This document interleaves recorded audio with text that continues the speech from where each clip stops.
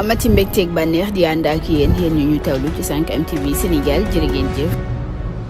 jaajëfal nañ leen suñu mbokk internet yu 5M TV Sénégal ci xibaar yi lee Ousmane Sonko nag ginnaaw rek xibaar bi nga xam ne jot nañ ko démb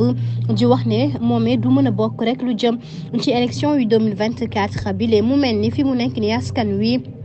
dañu am xol bu metti rawatina nag ñoomee di patriote yi lee ba tax na mer nañu ba futtu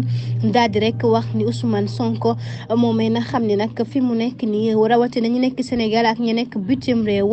ñëpp a ngi nekk ci ginnaawam ndax xam na ni nit ku dul dellu ginnaaw la te du bàyyi benn yoon ndax xelam boobee sax nag moom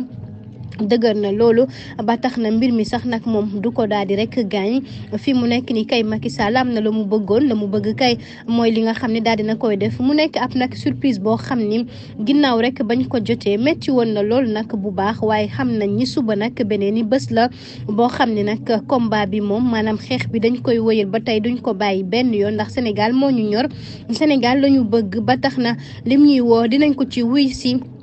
moomee di président Macky Sall ndax nag na xam ni attaqué wul benn yoon Ousmane Sonko waaye askan wi nag la daal di songu.